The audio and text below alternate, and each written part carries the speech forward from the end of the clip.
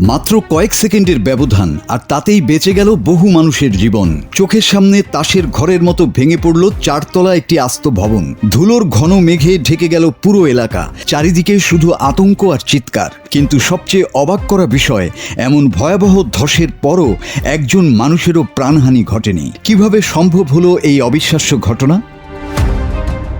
বিকেলের ব্যস্ত সময়ে হঠাৎ করেই ঘটে যায় সেই ভয়ঙ্কর মুহূর্ত। কোনো পূর্বাভাস ছাড়াই হুড়মুড়িয়ে ভেঙে পড়তে শুরু করে চারতলা আবাসিক ভবনটি। স্থানীয়দের মোবাইল ক্যামেরায় ধরা পড়ে শিউরে ওঠার মতো সেই দৃশ্য। কয়েক মুহূর্তের মধ্যে পুরো ভবন ধসে পড়ে বিশাল ধ্বংসস্তূপে পরিণত হয়।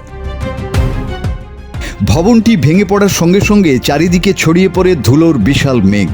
আতঙ্কে ছুটোছুটি শুরু করেন আশপাশের মানুষ। অনেকে ভেবেছিলেন হয়তো ধ্বংসস্তূপের নিচে চাপা পড়ে গেছে অসংখ্য মানুষ, কিন্তু তারপরই সামনে আসে এক অবিশ্বাস্য তথ্য।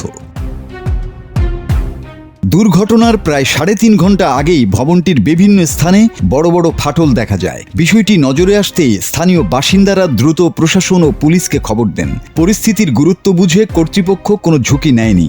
দ্রুত ভবনের সব বাসিন্দাকে নিরাপদ স্থানে সরিয়ে নেওয়া হয়, আর এই একটি সিদ্ধান্তই বাঁচিয়ে দেয় বহু প্রাণ।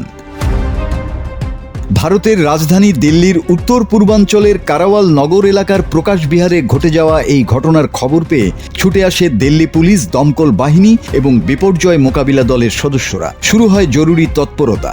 ধসের পর পুরো এলাকা ঘিরে ফেলা হয় এবং চালানো হয় তল্লাশি অভিযান। তবে প্রশ্ন উঠছে, হঠাৎ কেন ধসে পড়ল বহুতল ভবনটি? প্রাথমিক তদন্তে জানা গেছে, ভবনের পাশে একটি বড় নর্দমার সংস্কার ও খনন কাজ চলছিল। অভিযোগ উঠেছে সেই খনন কাজের কারণেই ভবনের ভিত দুর্বল হয়ে পড়ে, আর শেষ পর্যন্ত সেটি ডেকে আনে ভয়াবহ এই বিপর্যয়। এখন নির্মাণ কাজের গাফিলতি এবং সংশ্লিষ্টদের দায় নিয়ে শুরু হয়েছে তদন্ত। আর যে ঘটনাটি ঘটেছে তা আবারও মনে করিয়ে দিল, সময়মতো সতর্কতা আর দ্রুত সিদ্ধান্ত কত শত প্রাণকে নিশ্চিত মৃত্যুর হাত থেকে ফিরিয়ে আনতে পারে। মাসুদ হাসান, বাংলা টিভি।